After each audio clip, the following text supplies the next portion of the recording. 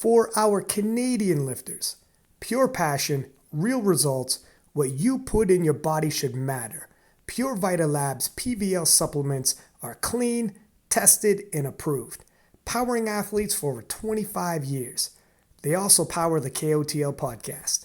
You could trust PVL. Use code KOTL15 for partnership pricing at PVL.com. Six-pack Lapadat. Arian Khamesi is back. He was gone at Canadian Nationals, missed a couple podcasts. And Matt Gary, the GOAT handler, here on the verge, we had said previously, literally wrote the book about handling. And here we are again, my friend. And for this podcast, I think Arian's going to take the lead. It only stands to reason because anyone who listens knows Arian, not only a coach for programming with the strength guys, but also multiple time coach at the world championships. And the first time I ever met Arian was at a world championships, and he was one of the head coaches. So he's been in the battles. This is his thing. Whenever on the podcast, everyone who listens, when they fucking hear like rules and stuff or any kind of like going through the rule book or what's the, they're like, we're waiting for Arian's input, and Arian always takes the lead. Or if I get messages like, ask Arian this. So he's the guy. But anyways, no further ado. First off, Matt, thanks for sending us the book. I'll let Arian go in there, and I'll jump in for some stories and questions as well. But yeah, and I always tell people, like, I took all my coaching courses, the USAPL has 3 levels. I took all 3 with Matt. And the first time I met Matt was 2012 Raw Nationals in Killeen, Texas. And back then I was asking him, like, hey, how can I get into like national team coaching like you did? And he told me the story about how he got into it and said, this is how I recommend doing it. And that's how I got started. On the podcast, a lot of times we dive right into the topic, but I want to like go over your background some more, Matt. Some people may not know about it. So if we could just start off, like, give us a brief history of like what sports you played and how you transitioned to powerlifting and then powerlifting coaching. Yeah, I would say, first of all, thank you both for having me. It's just an honor to be here. I'm really excited talking about this book, and it's been a passion project of mine. And then clearly just game day coaching in general, which is just, man, there's nothing that gets my motor running quite like coaching lifters on game day. But to answer your question, football was my main sport growing up, man. That's what I played from. I played soccer when I was really young, probably 6 and 7 years old. And I was rather aggressive and was running into kids. And a lot of the coaches, kept telling my mom, like, you gotta get a helmet and some pads on this guy. Like he's doing things on the soccer field that he's probably should be doing on the football field. So football, I gravitated toward football after that. And I played all through high school. And after college, after high school, I walked on at Baylor University in Waco, Texas. I'd gotten some offers to play football at some Division III schools like Holy Cross and some other places, but I decided to go to Baylor in Texas, which was Division I, and I wasn't quite good enough, so I walked on. But I ended up earning a partial scholarship and some financial aid that they do for some of the walk-ons and so forth. And I was it. So I redshirted my freshman year, and then I transferred back to the University of Maryland because I lived in Maryland.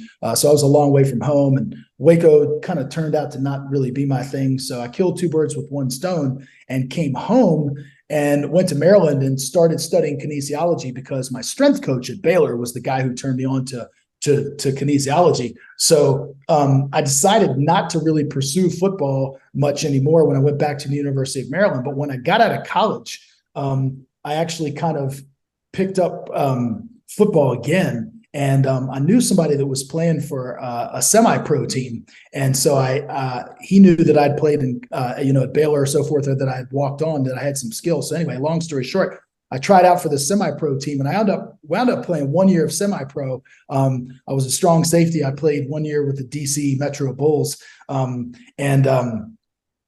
I played 1 year of semi-pro. And then a few years later, I actually went to a scouting combine. They have these regional pro scouting combines. So like naturally, for the NFL, if you're invited to like the combine, which is typically in Indianapolis, they have these regional combines throughout the United States in different parts of the country. And they had one in Baltimore, and I went to this regional combine, And I wound up getting, had some scouts on me there because there were some pro scouts and some semi-pro scouts. And as I'd played a year of semi-pro and I went to this combine, I actually got invited to a couple of other tryouts. So I ended up trying out with the Toronto Argonauts, believe it or not. They came for the CFL. So they had some tryouts in Washington, D.C. And based on my performance at the combine, they invited me down to this tryout in D.C. And so I went down there and had that tryout. And then, after a tryout like that, it's kind of like, thank you for this information. Thanks for the tryout, et cetera. Don't call us, we'll call you type of thing. So I never really heard back from them. So I had a couple of tryouts with them and an arena league team and so forth. And and then it's, the dream kind of fizzled. And this was all kind of simultaneously, like right around 1995-ish, if you will, when I was working as a strength and conditioning coach at a local high school. And that's right around the time that my powerlifting career kicked off and I started competing. So I started competing in 1995. So I've been at this thing for 28 years. I knew about powerlifting when I was younger, but never really knew about the competitive aspect of it until like 1995. I trained at a facility that was near the University of Maryland. And it was like the powerlifting mecca in Maryland. It was called Maryland Athletic Club. And this is where Kirk Karwoski was training, Captain Kirk. And of course, my wife, Susie, was training there. And there were some other national team members who were training there. But as far as, for Maryland and powerlifting goes, that's kind of where I went. And back then, of course, this is all pre-internet and pre-social media, obviously. And so you learn about powerlifting meets just from word of mouth, or you see some flyer hanging up on a bulletin board. And that's how you kind of picked out a powerlifting meet. So I started going to these powerlifting meets locally. And I literally had a notebook, like a legal pad in my hand. And I would walk into the warm-up room and ask questions of the lifters after the competition. Like I didn't want to interrupt them, in between while they were warming up. But like after the competition, I'd go back there and I felt like such a nerd. I had my notebook and I would be asking people these questions like, hey, what's your training like, and how do you decide how to pick numbers, and how did you get here, and all that, just like a sponge, just trying to soak it all up. So anyway, all that is to say is that I kind of got my start in the sport right around 1995, and the competition aspect just kind of took off from there. But I didn't really get into formal coaching until the early 2000s. Just a couple of questions as far as that. From when you were doing all the football stuff and doing the combine and everything, do you remember like what you could do 225 for reps? Yeah, I think only my best for 225 for reps was like 15, but I was, somewhere around there. And that was probably, I was weighing like maybe $190, $195 at the time. So yeah, my bench wasn't great. I think my best 40 time was like about a 4.7. So I mean, not blazing fast, but playing that strong safety position. I'm kind of like an extra linebacker. And I was just, a really good tackler, really physical and so forth, and not afraid of contact. So, definitely not afraid to stick my nose in there and get my face mask dirty, so to speak. So yeah, those were kind of some of the metrics. Nice. And then as far as like the powerlifting scene in 95, when you're first getting into, maybe just in Maryland, like what was it like? Like, what'd you know about like different federations? What was the big name back then? Yeah, so this is so back then, the USPF, which stands for United States Powerlifting Federation, they were the affiliate into the IPF. So everybody that I knew was essentially competing USPF to get into the IPF, or you competed what is called ADFPA, which is the American Drug-Free Powerlifting Association, which, as you know, Arian, of course, was the USAPL before the USAPL. So you really had these two, those were kind of the two main federations, at least in that area, the ADFPA and the USPF. So if you wanted the opportunity to go to like an IPF Worlds, you went the USPF route because they were the affiliate. And at the time, they didn't do out of meet testing. They didn't do in meet testing until you got to nationals. And then of course, until you got to worlds. So there was no drug testing essentially at the local level with USPF, but I was just basically doing that because that's kind of where everybody was going. So some people were competing in the ADFPA, but the talent pool was so much smaller, and if you wanted to get up to quote unquote the big leagues, you'd lift with the USPF. So I think it's one of those situations where you kind of just go with the federation that is convenient in terms of logistics and geography. You know what I mean? If you'd have lived in another state, it might have been like the APA or something like that, or the APF, like Ernie France back then and so forth. But it was just that the USPF was big in my area. So that's naturally where I gravitated towards. So I competed in USPF. And I actually competed at the USPF. It was called the Senior Nationals. That was in 1997 in Philly. That was right before the USAPL that was the last year that the USPF was the IPF affiliate. And I competed at the same competition as like Jeff Douglas, and I think, and Ed Cohen was there, and Kurt Karwoski. And I remember going in for like to check my weight on the scales like the day before a competition. And I'm like a really light 90-kilo lifter, and I'm in there with Jeff Douglas. And if you know who Jeff Douglas is, I don't know if that rings a bell for you, Ryan, but he's like on the same level as like a Tony Harris. This cat's he's Newt Douglas's father. They're really big in the equip scene down in Mississippi. And anyway, I'm in the dressing room, getting weighed in, and I'm looking at this guy, and I'm like, this dude is 90 kilos. I'm like, man, you got to be kidding me! Like, what the hell have I gotten myself into? But anyway, so that was kind of my first exposure to like a national level scene, was going to watch in 96, seeing Kirk and Eddie and so forth. And then of course the next year, by virtue of me being a state champion, that was kind of the qualifying procedure back then. If you were a state champ, that kind of gave you like an automatic bid to go to nationals. So I was able to go to nationals in 97, and of course got my clock cleaned. But anyway, that was kind of my first exposure to like the big leagues. Yeah. So they had two different federations in the US that were both IPF affiliates at the same time? No, just to clarify. So the USPF was the IPF affiliate. Okay. But you had the ADFPA off to the side, which was very well respected. That's the organization that became the USAPL. Because the American Drug Free Powerlifting Federation even still was around, I think even today though. So it's kind of confusing. It is a little bit confusing, but so that I guess the brass and most of the lifters that were the ADFPA kind of morphed, if you will, like Brother Bennett and Robert Crawford and some of the people who were the founding fathers of the USAPL were involved in ADFPA, and they kind of then created USA Powerlifting. Gotcha. So then that Fed continued on as American Drug Free Powerlifting Federation. USAPL morphed from the EC nucleus members. Yes. Gotcha. Now, and the reason, my understanding is the reason that they adopted the name USA Powerlifting is just simply to kind of align themselves with, USA Track and Field, USA Weightlifting, USA Volleyball, et cetera, just to kind of, be on that same moniker, if you will, to kind of streamline their name so they would be recognizable. And so they took over as the IPF affiliate. The USPF got nixed out. And so then the USAPL took over right around that 97, 98 time and started doing out of meet testing and in meet testing and all these different things. Yeah. And one more thing before we get back up to Arian, sure. 95 range-ish is when Mark Henry, and yes, that Mark Henry from WWE, Sexual Chocolate, I think it was, who also two-time Olympian, was with the American Drug Free Powerlifting Federation. He was like Ray Williams before Ray Williams, doing things no one had ever seen. He had a drug-tested deadlift record that lasts like 25 years or something crazy. Just a freak human. I don't got to tell you, two-time Olympian while having the biggest raw total in powerlifting, while also winning the inaugural Arnold Classic Strongman, defeating the reigning world's strongest man. I think it was Sven Carlson at the time.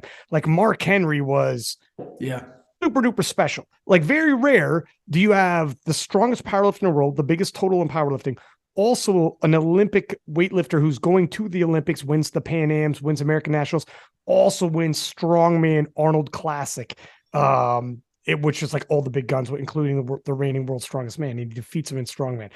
And then, so people see him in freaking pro wrestling WWE, and they're like, he really is the strongest man in the world. Like, not anymore, but for sure he had a claim. He had a legitimate claim. Yeah, this was also around the same time, if you've heard of James Hollywood Henderson.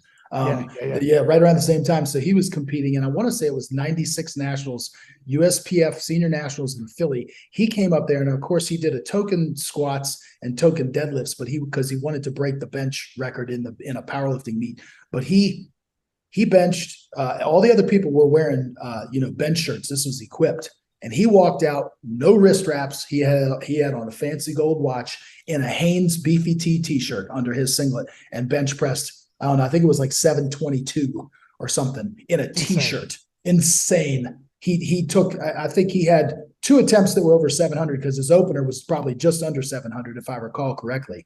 But yeah, that's like the heaviest raw press I've ever seen, over 700 pounds raw. Wait a minute, was Larry Milley there? I think Larry was on our podcast and talked about this. Yeah, he was probably there as well, I would imagine. I didn't know Larry at that time. I would meet him a few years later. But yeah, it stands to reason that he was there because as long as I've been in the game, Larry's been in the game a lot longer than I have. And then of course he would become my mentor. But yeah, he was probably there. Tell me if this is true. I don't know if it is. Did Henderson lift his leg up and put it on his foot on his other leg? Like cross his leg like he's chilling? This I do know. In between attempts, Hollywood Henderson was sitting out in the audience. He was such a showman. Yes. And he was sitting in the audience talking with people and so forth. And like 1 to 2 lifters out, they would call his name and he would come up out of the audience and kind of walk down almost like red carpet style. Okay, you know what? That's what it is. Larry said that, and then I'm the one who said, oh, come on. Next, you're going to tell me he lifted his leg and put it over like he's crossing his leg. Then it was me who threw that in there myself. But I remember hearing this story. And like some of these stories are legendary. Yeah, he had his, like I said, he had on a fancy like gold wristwatch that he benched with too. He never took that off. He didn't wear any wrist wraps. So there was nothing to really get ready. I mean, other than probably chalk his hands and just lay down and bench. But you're talking about just a massive towering figure, bench pressing 700 pounds plus raw in a Hanes T-shirt. Was he a pro wrestler as well? I think he did do some pro wrestling, if I'm not mistaken. Like Hollywood Henderson sounds like it. Yeah. It sounds like he is. Yeah. So, yeah, there were some characters back there, man, that were just larger than life. I mean, I've had the good fortune of seeing, obviously Eddie Cohen compete probably 3 or 4 times. I actually helped him with his bench shirt at the Mountaineer Cup in West Virginia in like 2002, which if you go back, you can find that was broadcast on ESPN. So like you can find some of these old meets where they show the highlights and stuff where that was broadcast on ESPN. So yeah, I was at those meets too, kind of watching those guys and Kirk Harwoski and just, I mean, larger than life. And, Ricks was competing back then, Tony Harris. I mean, it was just unbelievable. The quality of lifters back then. Superman. I'll let you take it back, Arian. I derailed this a minute, but I had to jump. No, it's good. It's good hearing about the history. The last part I just wanted to ask about is like, kind of like how you started figuring out that you like the coaching side more and started transitioning into doing that. Yeah, I kind of mentioned this in my ebook. I was invited to go with Susie to the 2003 IPF. That was the World Championships in Chicago, and those were equipped, of course. And so she and I were training partners at the time, and I was kind of helping her get ready. And she kind of sprung it on me. She's like, hey, would you be interested in coming to the World Championships? And I said, yeah, like, of course, I would love to come. Like, that would be fantastic. I was like, I've never been to a World Championships of any kind. Like, heck yeah, you don't need to twist my arm. So I said, yeah, like, let me know. And I said, I'd love to watch. And she goes, no, you're not going to watch. And I was like, what do you mean? And she's like, I want you to be my coach. And I was like, what? I was like, are you kidding me? She's like, no, I want you to be my handler. I want you to be my game day coach in the back. I was like, well, sure. So I went with her, and completely, obviously, this is my first World Championships that I've ever attended, let alone coach at one. So it's like, you know what I mean? So it's like, I'm in the warm-up area and I'm completely out of my element. I mean, I've coached at local meets, I've coached at smaller meets, I've coached at nationals, et cetera. But I'm like, oh yeah, this is definitely like, I don't know what the hell I'm doing. So naturally, I just deferred to Larry Maley, who was the head coach at that time. And I said, look, man, just put me to work. I'll pull up straps, I'll chalk backs, I'll help roll knee wraps, I'll wrap knees, I'll do whatever you need me to do. Just let me be your like sweat labor, your grunt. And so he put me to work, and I just learned under him, and was able to kind of throw my hand in the pile and help. And Susie won the World Championships as a 52 kilo lifter that year. And so that was, literally and figuratively the most instrumental jumping off point for my powerlifting career and my life career, if you will, both personally and professionally. Because personally, it started the spark that created the relationship between Susie and I. And so after that, we began dating and so forth, and have been virtually inseparable ever since. And then, of course, it was a starting point for me because Larry saw how hard I worked. And so after that, every single time that Susie would qualify for a national team, Larry would just extend the offer and say, hey, do you want to be an assistant coach? Do you want to work with me again? And I was like, heck yeah. I was like, shoot, yeah, 100%. So like almost every year after that, Susie got hurt in 2004, so I didn't go on that team. But every other year, 2005, 6, 7, 8, 9, I mean, all those years, I was literally in Larry's hip pocket because Susie would qualify for the team, and then I would travel to Worlds, and I would be like his right-hand man helping him. So that's what created, that's what exposed me to this whole world of game day coaching at the highest levels. And that's where I learned about strategy, and I learned about, and of course, as I said, that was all equipped back then, but still, there's a lot of crossover, and there's tenets of both that you can, that you can learn, and information that you can glean from both formats of lifting. And so that's where I essentially cut my teeth, was on those national teams with Larry. Cool. Let's get right into the ebook. Like Ryan said, like he always talked about how you wrote the book on game day handling. Well, now you officially have written the book on game day handling. It's funny because I was thinking about that, and it's like Ryan has always said that, like, this is the guy that wrote the book. And I was like, yeah, kind of in a figurative sense. I mean, it's like I have a lot of experience, and I think he was, and look, I appreciate everything that Ryan has said, the affirmation, but it was like, I wrote the USAPL coaching curriculum, which obviously contains some of this information. So I think that's kind of what he was getting at. But I guess I can live up to Ryan's claim. I can make it so that Ryan's no longer a liar. That's right. It's about time. It's about time. Exactly. So you might have a few books to write if that's the case. If you're trying to clear my name, it's gonna. That's right. So I'm very blessed, man. I mean, this. There was scarcity in the marketplace. There's a lot of texts and a lot of manuals out there, and a ton of information on periodization theory and programming and the nutritional science and exercise science and biomechanics and all of that as it applies to powerlifting. But there's never been a formal text, a guide, a how-to manual, if you will, that's been in the marketplace for this. Avi Silverberg, my friend and colleague, of course, he created an online webinar series through his powerlifting technique website in 2020, and I was part of that. But that was online and kind of like a webinar and videos and tutorials that way. But never has there been this definitive text, if you will. So, this is something that I've been thinking about for quite some time. I think when I was writing the powerlifting coaching curriculum, and there were some other contributors to that, like Mike Zordos and Joe Warpea and some other people who obviously helped me quite a bit. I didn't write it all on my own. But when I was writing that back in 2012 and 2013, I think I always kind of had in the back of my mind, how cool would it be to have a manual on just the game day aspect of things. And so I always kind of had it in my mind that it was something that I'd wanted to do, and that I'd written a lot of articles and so forth. And I was like, man, if I could take all these articles that I've written on attempt selection and so forth, and if I could, kind of sum it all up and tie a ribbon around it and put it into this manual. And so it really, I guess the idea was born back then, but it's within the last 3 years that it really began to take shape and so forth. And even more specifically, this last year is when I kind of wrote the bulk of it. But it would be one of those things over the last 3 or 4 years, man, where I was just accumulating.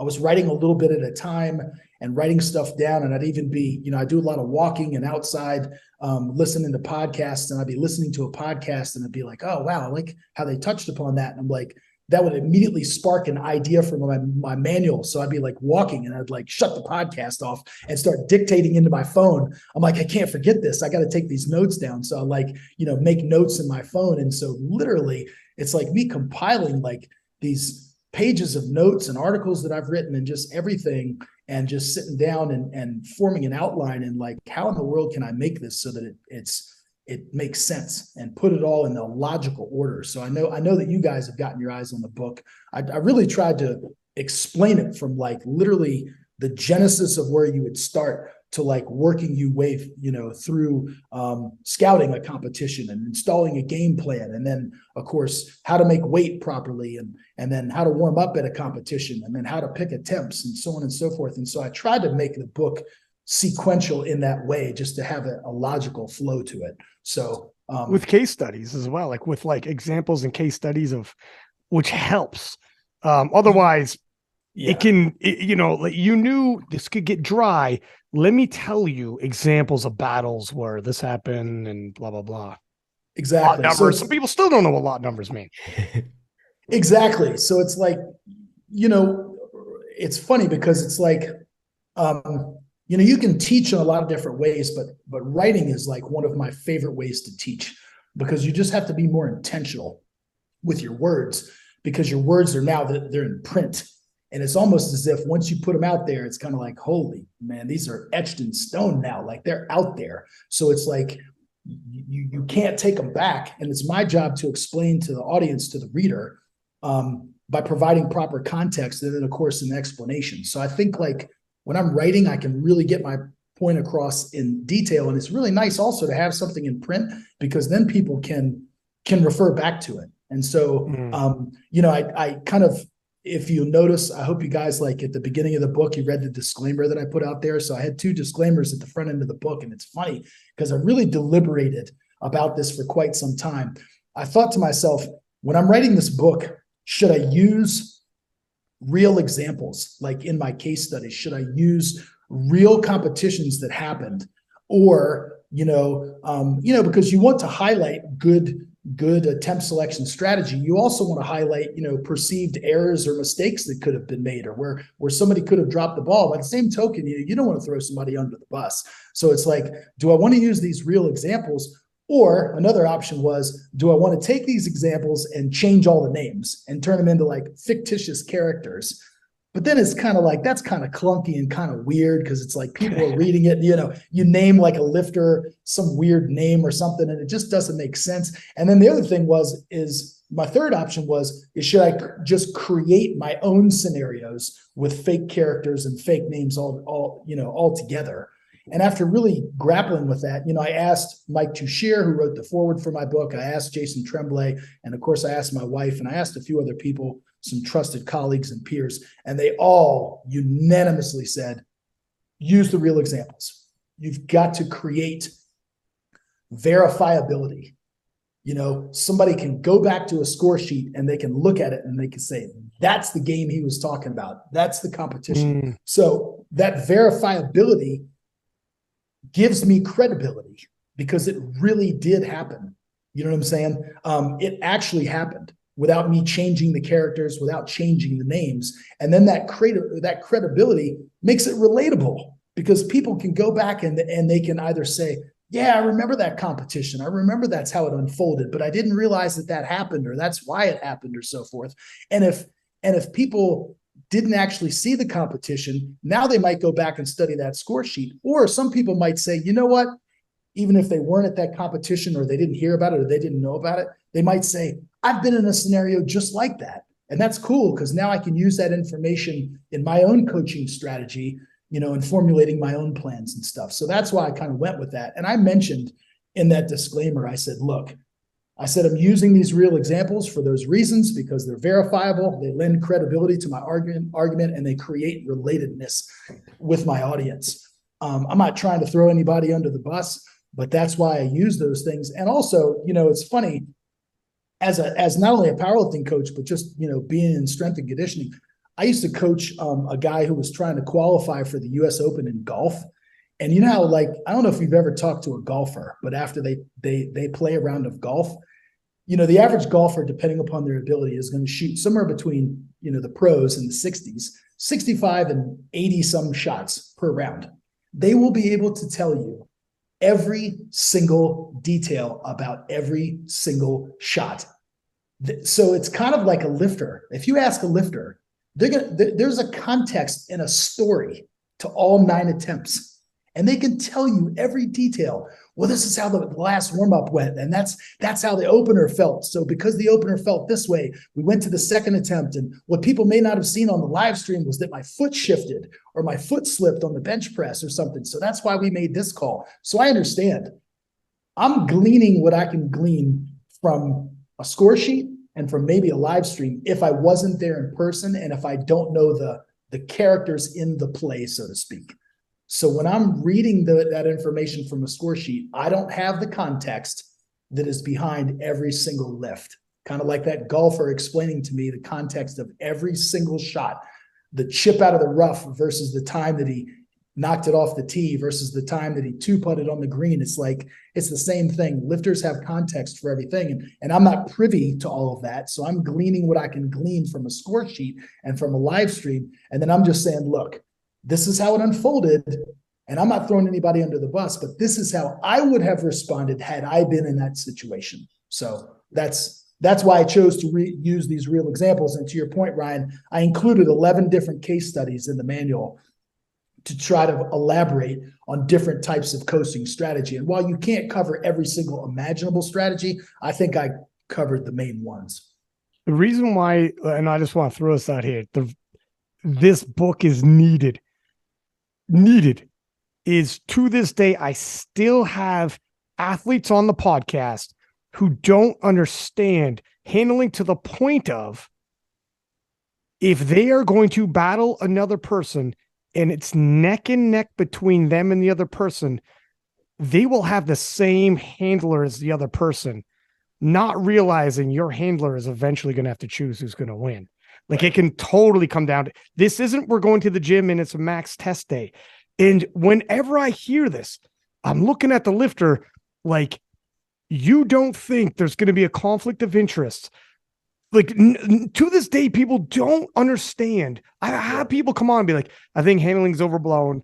You remember Gavin Aiden was on the podcast one time. Like, handling's overblown. Look, you just go in there, you do the heaviest you can, stronger person wins. And then my man, last PA Nats, had rode with you in the van to dinner. We all went to dinner and then sat beside you in dinner. And I think he got probably the first copy of the book, to be honest, the way you were talking to him.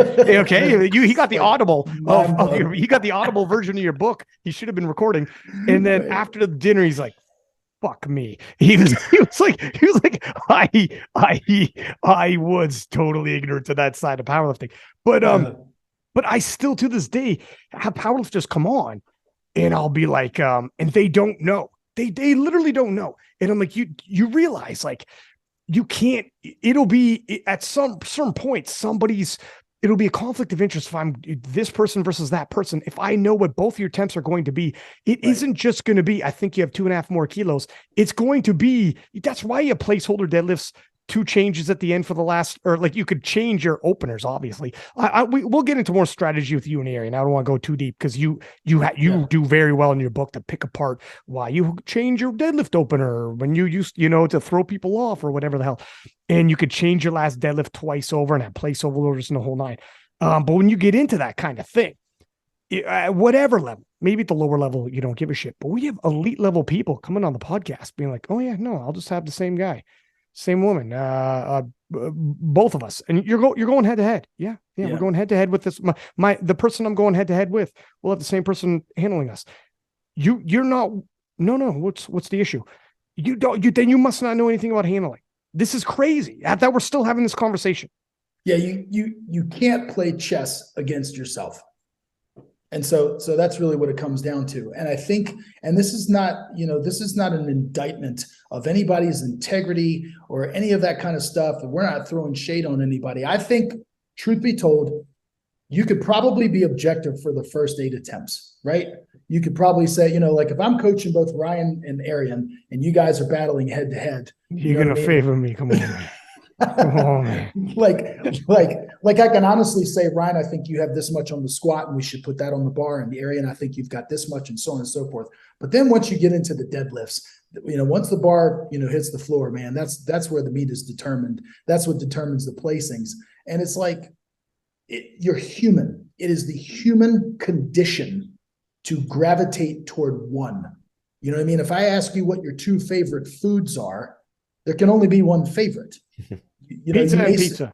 yeah, Pizza. right. You know what I'm saying? You might say it's steak and pizza, but if I hold a gun to your head, you're going to pick one. And it's the same thing with game day coaching. If you have two lifters, you can probably be objective for those first 8 attempts. But once you get to that 9th one, man, then if you say to me, I can still be objective, then I would say to you, you're not coaching. Because at that point, you're just saying, you're not playing strategy. You're no longer playing the game. You know what I mean? You're not giving your lifter the opportunity to win, to go for it, et cetera. So that's why in my opinion, you can't play chess against yourself. So, in national team situations, that's why we've always, split the lifters up. We put one coach with one and one coach with the other, and that way there's no conflict of interest. Nobody gets their feelings hurt, and each one has an advocate, because it's imperative that on game day that each lifter has an advocate. It's almost like I'm your defense attorney. You know what I mean? I'm going to bat for you because I need to make sure that the rules are enforced. I need to make sure that everything is called above board on the platform, that the bar loads are correct, that there's no spotter interference, that I'm giving my lifter every single opportunity to maximize his or her game day performance. And there's a conflict of interest if you're doing that for two people who are battling head to head. If you have lifters of different strength levels, that aren't really competing against one another, then that's completely different. You can be objective coaching those two people, but if you have two people of relative same strengths, you need to separate them, in my opinion. I've seen you take a lifter and they defeat someone else who's stronger than them. I had Ashton on the podcast and I was like, Bryce, you were stronger than Bryce Lewis the day that he beat you at Nats. That was handling. Matt can do that sometimes if it's close enough. And that is straight up anyone who doesn't think that this is not going to the gym and just maxing out. This is handling makes a difference. And if you don't have someone handling for you like that, if you're just within 5-10 kilos of the other person and they're not going to do that for you, you should get someone who's going to do that for you. Get Arian, get Matt, get Rory, get whatever, get somebody who this is what they do. Yeah. It's truly a game and it's truly a sport because you only have 3 opportunities. You have 3 bullets in your gun per discipline to fire them on target, and they need to land on target every single time. And so you can't afford to miss lifts. And so it's about building a total. And so you're not, like you said, this isn't a max out day. This isn't a test day. You're not given infinite amount of chances. If we were going to find out who the strongest person was, matter of factly, just the strongest, we'd go into a laboratory, right? And we'd have high speed film analysis. We'd use bar speed, to track bar speed in meters per second. We'd use some type of force platform. And we'd say, okay, you guys are going to squat until you miss. And even if you miss one, maybe you misgrooved it, we'll let you go again. And if you want to go up just a kilo at a time, you can go up a kilo at a time. And we're just going to go until everybody just taps out and give you unlimited attempts. That's how you would find out who's the strongest squatter and who's the strongest bencher and deadlifter. And then you could add those together and, kind of make a summary out of it and say, well, this person is matter of factly the strongest. But powerlifting doesn't determine who's the strongest. It determines who's the best powerlifter because there's only 3 attempts per discipline. And you only get 3 shots on goal or 3 shots on target. And so you need to pick the number that's as close to the limit without going over, so that you don't, like we use that, the filling the bucket analogy all the time. You and I both use that analogy where we're trying to fill the glass or fill the bucket with water. We're trying to get it as close as we can to the tippy top so we can maximize the volume in that bucket. But if we overshoot, we splash and we spill. And then we're left with a much lower water volume. So it's the same thing. It's naming the number as close to the person's limit without actually going over, because then they're stuck with their second attempt. So yeah, it measures who's the best power lifter, not who's the strongest. I mean, strength is the greatest asset, of course. The person who's matter of factly the strongest person in the room is always going to have de facto the advantage, but it becomes a game, and I try to explain it in the book also that imagine if you can frame it in your mind that you're scoring points versus just lifting weight. And it's like, oh, okay, kilos are points. Well, I just want to score as many points as I can and maximize my point score versus saying it's just, and sometimes if you just kind of reframe it, cognitive reframing in your mind, and frame it that way, then you can think, oh, okay, this is a point scoring opportunity for me. And so if I make 3 attempts and my competitor only makes 2, I have the opportunity to score more points. I'll let Arian dive in because there's more details to this. There's tons, but yeah, good talks about what I was gonna say. Even aside from the whole like one coach handling 2 or 3 lifters, we've seen it just at nationals last year where a lifter comes without a coach to a national championship too. So that's like a whole different thing. Like it's kind of like you said, you not even having a lawyer, you're going to court like, nah, I'll just do it myself. I'll figure it out. And so yeah, even at this higher level, world sometimes with the depending on the country, they may not be able to bring someone or something like that. Right. But yeah, going to like a national championship and be like, now I don't need to hire a handler or anything. I'll just do it myself is like still crazy to me that it happens these days. Yeah, there's no way that I would ever imagine competing. I mean, ever again without a game day coach. It's just not even a thought. I wouldn't even consider it. And especially to Arian's point at a nationals, particularly, in America with USAPL and stuff, you've got 4 or 5 platforms running concurrently. It's just, it's madness. It's chaos in the warm-up room, trying to figure out what the timing and so forth. And so there's aside from all the attempt selection, there's so much nuance that people don't see behind the scenes in terms of the timing, just timing the warm-ups. You know what I mean? If someone dumps a bar on a platform, that could affect your timing of when you're going to take your warm-up, your squat warm-up, particularly if it's equipped. Arian knows because he's worked with equipped lifters too. It's like it changes the trajectory of your whole day, and you have to just be adaptable and be able to amend your plan on the fly. And so attempt selection and strategy is a huge major component. But you've got to understand all the soft skills and all the stuff that goes into it behind the scenes as well.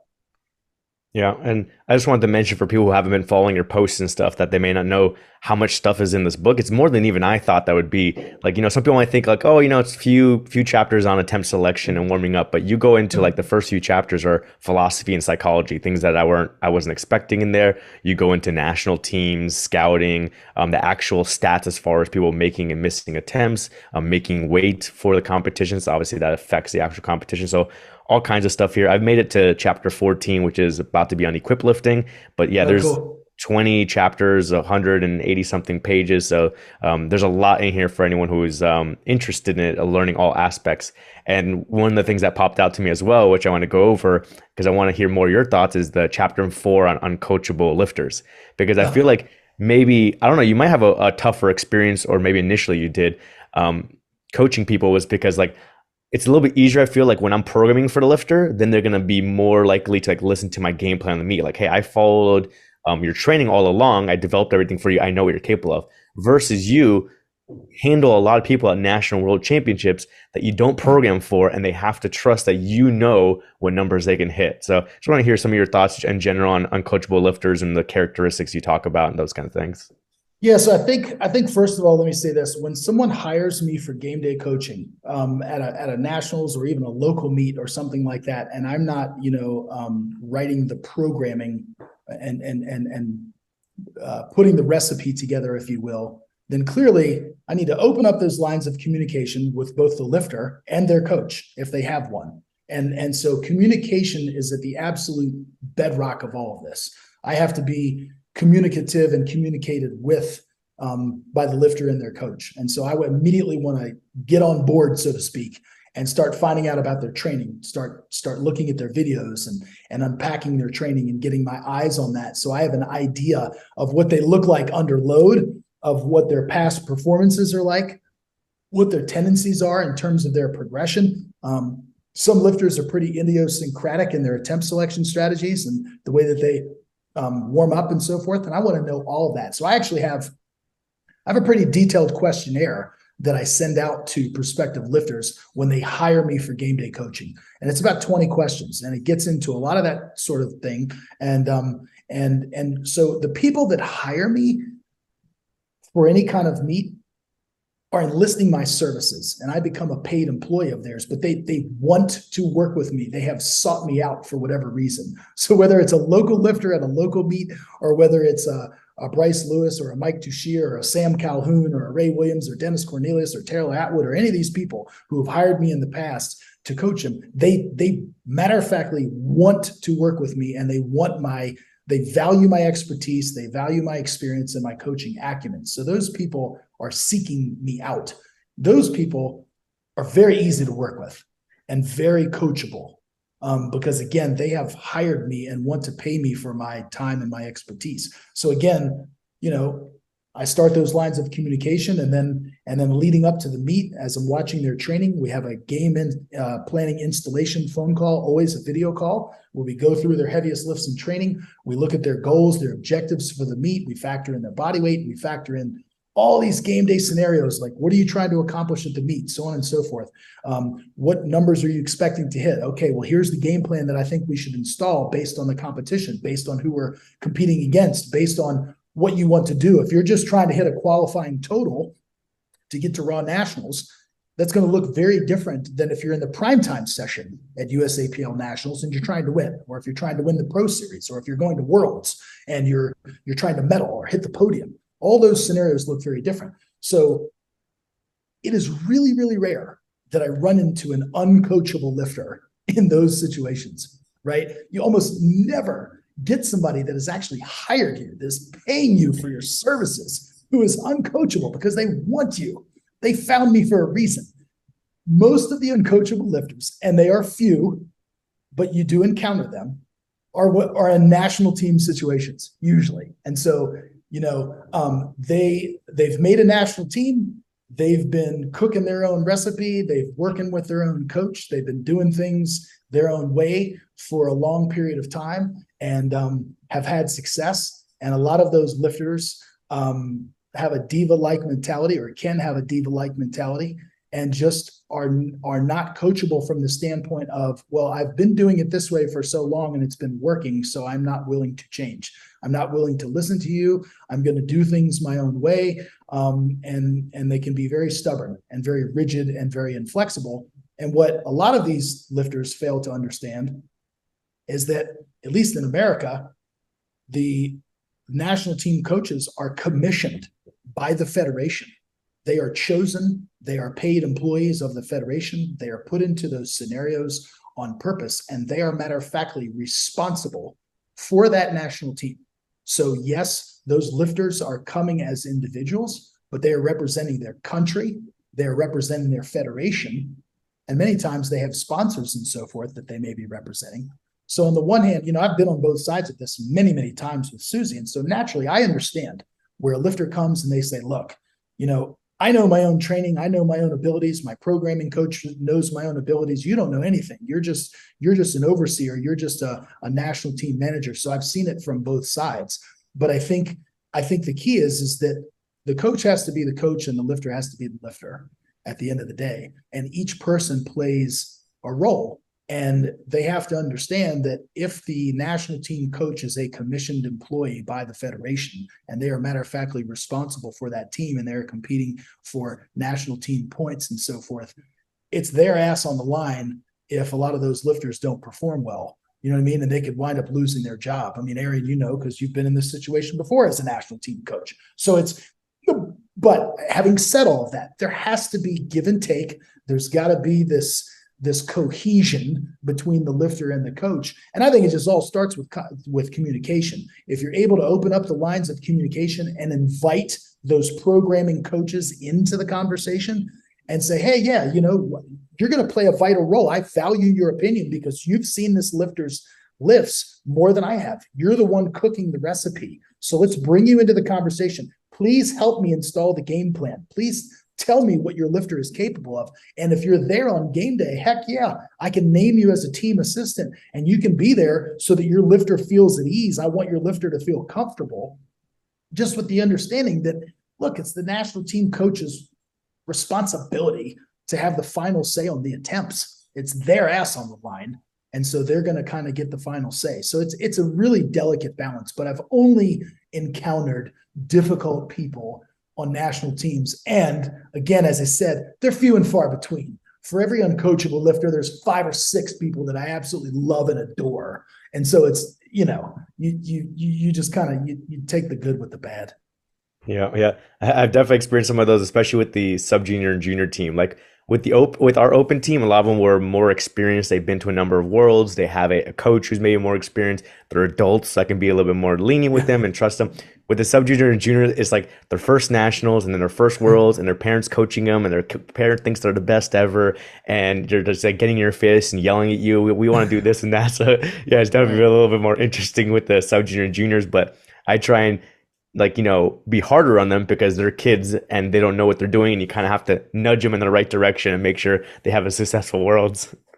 Yeah, I mean, you have to put some guardrails up, right? And you have to establish some boundaries and all of that. I mean, as a national, having been a national team coach, I mean, your job literally begins when nationals ends, right? The second that the national championships ends, if you're there, you're probably introducing yourself to some of the lifters and saying, hey, I'm the national team head coach.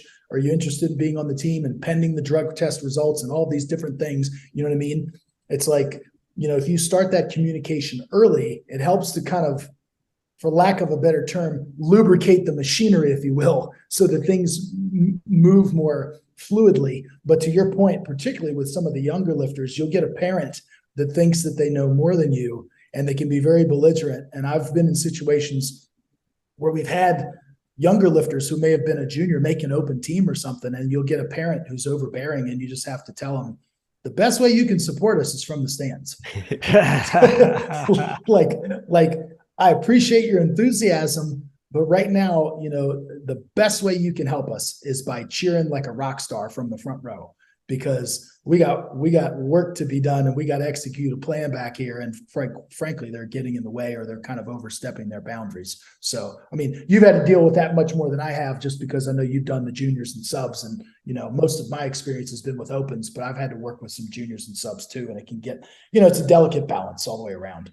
So, Yeah, I remember sometimes working with some of the parents, and like I know pounds and to kilo conversion like fairly well, especially for the numbers I know. But sometimes like these parents would be throwing out only pounds because they don't know kilos, and it'd be like, "Oh, I want to take 738 pounds next attempt," and you have 60 seconds on the clock. You're trying to figure out what attempt to do, and you're talking to the lifter, and the parents telling you something in pounds. You're trying to convert it and stuff like that, and it's like they're not prepared with like kilos and knowing legal attempts and records and everything like that. And sometimes I have to tell them like, "Listen, I'm just gonna go based on what it looks like and what I think is capable of and what I discuss with the athlete, how they're feeling, everything like that." And yeah, you can give your information, whatever feedback you think, but we have to make a decision in 60 seconds. We can't be going back and forth like this.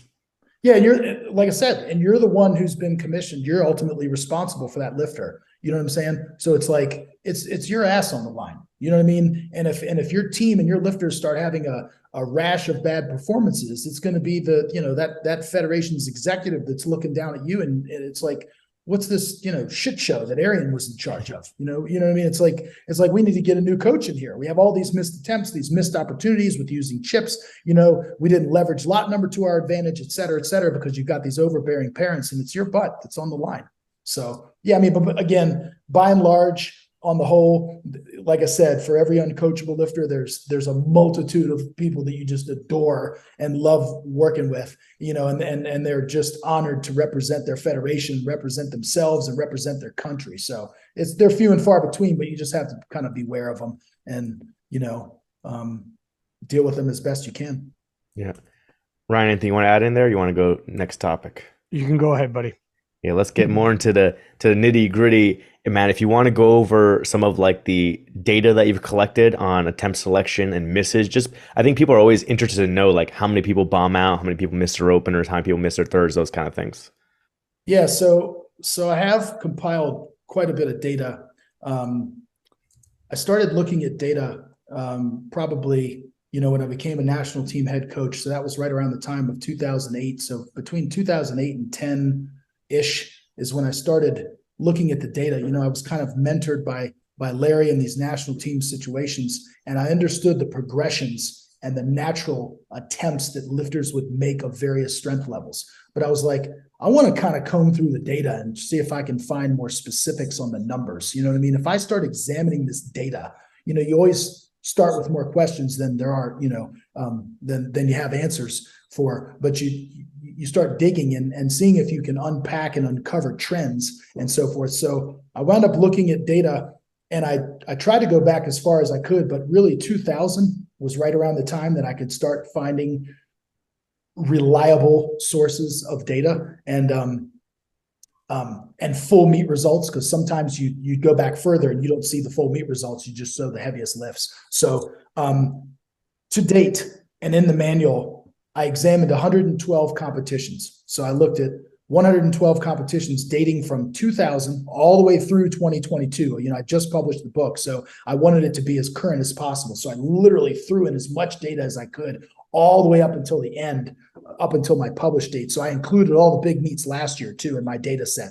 And so I examined over 17,000 individual performances in these 112 different competitions. And so one of the things that kind of rings true is you want to learn, you know, what are the best in the world doing? Like the absolute best. Like what are the world champions doing, both equipped and raw? And when you look on average, you know, you only get 9 attempts, is that the world champions, the IPF world champions that are sitting at the top of the podium every year with a gold medal around their neck are making about 7.5 attempts out of 9. It's 7.4 is actually what it is. So they're making at least 1/3 attempt in each discipline each time that they go out. And that's to say, look, there are world champions who are going 9 for 9 and going 8 for 9, but the average through all the weight classes is 7.5. So I also wanted to find out how many people bomb.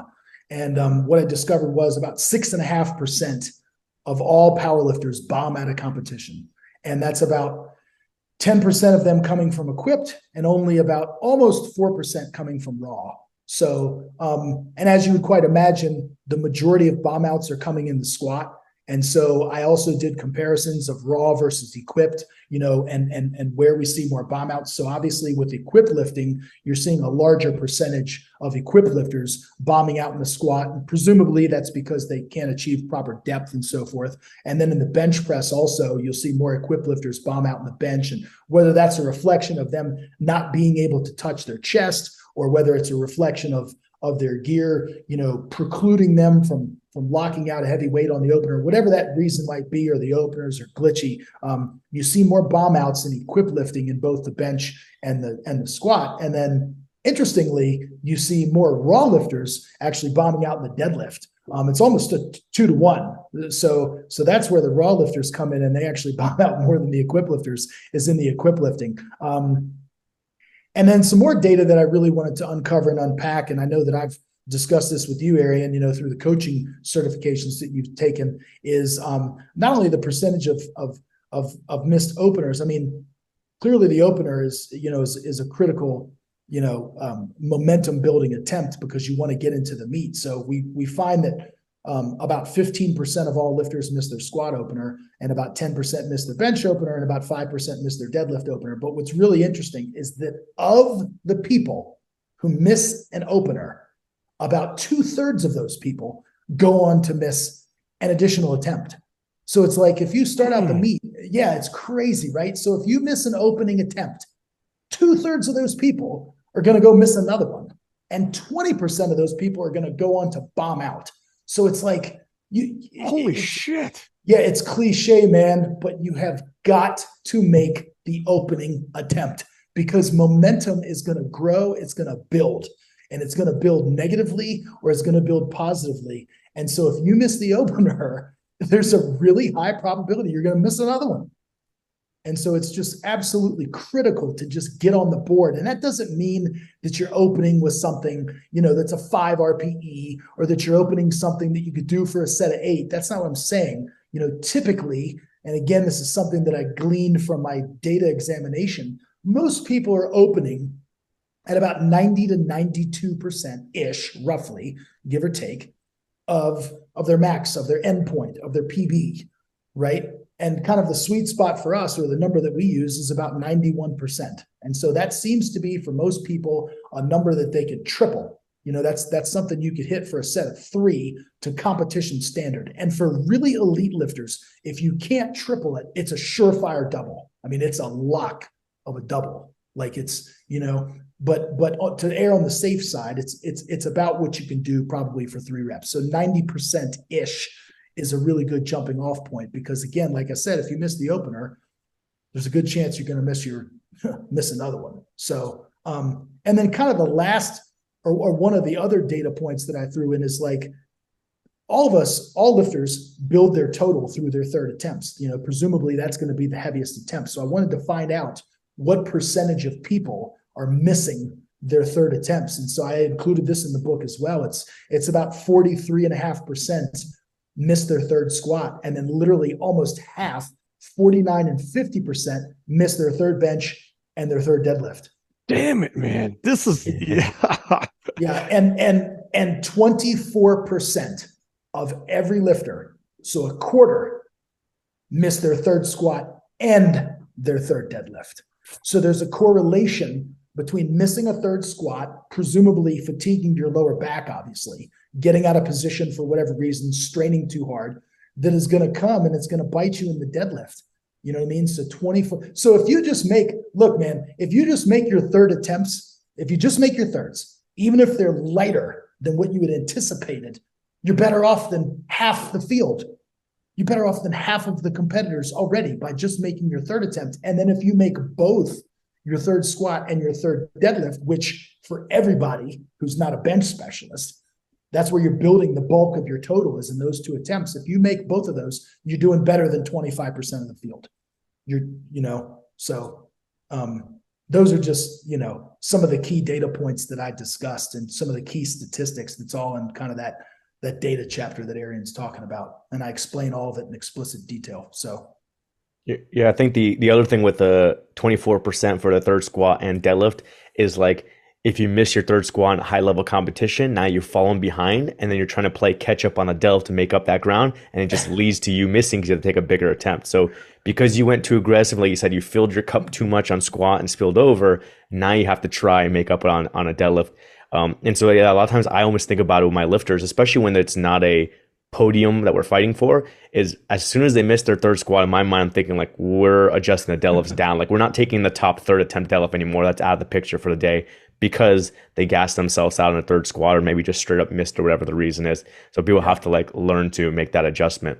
Another problem, exactly to your point, Arian, is they think when they miss a third squat, oh, then I have to be more aggressive in my bench and my deadlift. So it's like, then they decide, let's adjust the plan.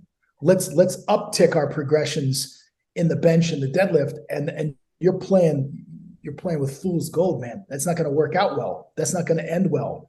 You're rolling the dice too much. You need to stick to your plan. And at that point, you miss a third squat. You just need to focus on, like you said, going 8 for 8, or 8 out of 9 rather. You need to make the remaining 6 attempts so that you can maximize your total. You don't necessarily change your plan just because you made a third squat. You know what I mean? You're not going to be able in most scenarios to make up that ground, particularly with the really big and heavier and stronger lifters, because there's just so many kilos of a spread that you're working with there. You're not going to make it up. Yeah, I like sometimes try and compare to other sports, and it's not a direct comparison, but like it'd be like, let's say you're playing NFL and you're down 2 touchdowns after the first quarter, or if you're like an NHL game after the first period, you're down 1 or 2 scores, and you just start going Hail Marys and you start pulling your goalie, like, I have to gain all this ground. It's like, no, there's still plenty of time left for you to do your strategy the right way and gain some ground back. And at the end of the game, then you can go bigger if you need to. Well, it's also, go ahead. Sorry, I was about to say, to the point earlier with the data that 7.4 is the average. Likely your competitors are going to miss as well. That was your turn to miss. Likely they're not going 9 for 9 either. So just hang in the pocket for a minute there. Yeah, every single time that you or your lifter makes an attempt, you put pressure on your competitor to make theirs. So consistency is a huge weapon. If you're not a specialist or you're not the best in any one discipline, if you're not the best squatter, the best bencher, the best deadlifter, consistency is such a huge weapon for you, right? Look at somebody like a Bryce Lewis or a Celine Crum or some of these lifters. They're not the best in any of the disciplines, but they're often the best at the end because they've made the most lifts. They've made 8 or 9 attempts consistently. So consistency is such a huge weapon. It's just, yeah. If you don't have any I use the analogy in the book. I think you guys may have read that far about ace cards and having ace cards up your sleeve. And so you've got advantages when you start the meet. And the very first advantage is just matter of factly having the strongest lifter in the room. If you've got the person who has the highest ceiling, that is matter of factly the person who has the advantage. And then you get into other advantages like being the strongest deadlifter. And why is that such an advantage? Well, because it's the last event and you get to have the final say. You get to pull last. You get to go for the win. You get to put, what everybody, what everybody else has done. You know what their score is. So if you need to match their score, if you need to go above. And then of course, lot number is a huge one. That's another ace card that you can have up your sleeve. So clearly you want to have a higher lot number so that if you're taking the same attempt, you get to go after them, and then after that, it's body weight. Body weight is an ace card to have up your sleeve because if you're the lighter lifter, then you can tie. You don't have to win. And then other lifters are going to have to try to beat you if they're heavier than you. And then, of course, the last one or the last ace card, I kind of call it the Joker card in the book, is the ability to set world records. And so when you can play with chips and go up the 0.5 kilos, the 1.1 pounds on an attempt, that's a huge weapon. And you ought to play it. And so to that point, Ryan, I think you've mentioned it. You and Arian both kind of mentioned it on the podcast. And because you guys were there in South Africa watching the Battle of the 76s, right? And your mind was blown when Poland and Agata Shitko didn't use a chip on any of the like I'm sitting there watching the live stream and I'm screaming. I'm going crazy. Because take your chip. I'm like, what are you doing? Like, you're gonna need it. I'm like, I'm begging you, please. On one of these attempts, you have to put a chip on the bar. And to that matter, all three of the attempts you need to use the chip because if I'm not mistaken, she opened with the world record. So you leverage these things to your advantage so that at the end of the day, it's forcing your competitor out of their strike zone. You know what I mean? It's forcing them out of their comfort zone. They're going to have to do something that they don't necessarily want to do. And I don't care if it's a half kilo or a full kilo or whatever, you make Jess Bittner and go out there and take more. To anyone listening, just in case they're not fully, some people might be very new. So incrementally, you have to go up 2.5 kilos. But if it's a world record or national record, and it's like the national championships, you can put 0.5. So then you're essentially, let's say you're doing a 250 kilo lift, you can do 250.5. Now your competitor has to go up another full 2 kilos, but you only had to go up 0.5 to get that in there. So it's like it's just a little bit more, say anyways, it can break ties. It can force your competitor to load up more than, it's just it shifts things into your favor like that. Especially like if you got a deadlift and you could just essentially match what you need and then have that 0.5 on top, as opposed to having to go up a full 2.5. Well, that's going to help out huge for you. Or if you're trying to build that subtotal on that deadlifter to force them up. So they don't have a chip maybe in deadlift. So to force them up, they got to go up 2.5 kilos as opposed to matching like, fuck. All right, well, I got to go up another increment up because I talked about that scenario in the book when I explained the 93 battle in Sweden in 2021 between Jonathan Keiko and Gustav Hedlund. So, that came down to the last deadlift, if you recall. And of course, John Keiko was able to use a chip in the bench press. And so he used a chip, if I'm not mistaken, on both his second and his third attempt, which was great. And of course, in typical Jonathan Keiko fashion, he went 9 for 9 and he forced Gustav, because he had that extra chip advantage, to go up even higher, and take a higher number, to beat him at the end. So when I was watching the Worlds in South Africa and I saw Agata go out for her opening bench and she's opening at 137.5, I was like, my God, why didn't you, just 138, or whatever. And then the next number was 145. And yet again, I was screaming. I was like, my God, you got to put a chip on the bar, And so every attempt, and again, this is one of those situations where I'm just watching a live stream and I'm trying to glean what's going on. And I don't know the backstory. So I don't know what the Polish coach, what his mindset was or what their thinking was, or maybe if they just kind of fell asleep or whatever. I have no idea. But they took 2.5 kilo increments on all 3 bench attempts. And so I think Arian and myself would have leveraged that to our advantage and used the chip. It's a card that you, in my opinion, you have to play.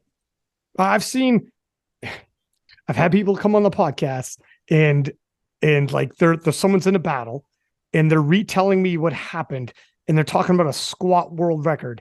And I'm like, there was no chip on that. And it's like, you were in a battle? It's like, yeah.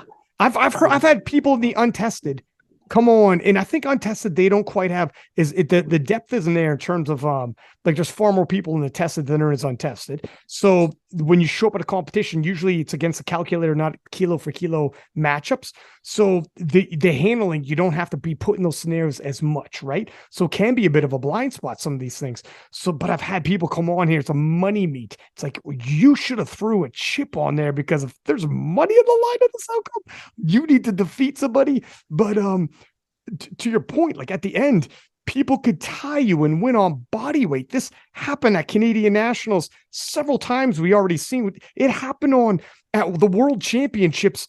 We saw like the 63 kilo class, the entire podium had the same total. It was body weight. One chip along the way would have been 0.5. Now, every single one of those ladies would have to go up another 2 kilos to best you now. They can't tie you on body weight anymore, especially if you just happen to be marginally heavier weight in. Imagine being marginally heavier and balking at a chip. You're just opening the door for the scenario I just said. That's why, like, people who don't know, when they hear this podcast and if they don't know, I'm like, if Matt Gary is available, if Arian's available, you did 3 months of prep, fucking pay him whatever money it is so you don't throw it away in one day and wake up the next day and have someone who knows powerlifting be like, oh man, you're going to be upset when someone cues you in to be like, do you realize how you gave that away? And they'll be like, it'll be worth the money. Trust me. Or buy Matt's book. Buy Matt's book, please.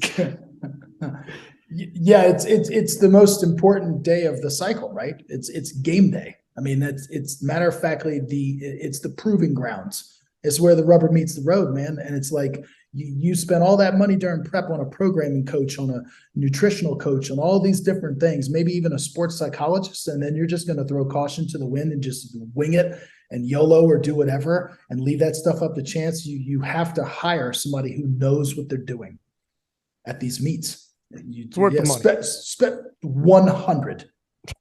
That's worth the money. The prep is doubt. That's why I try to explain.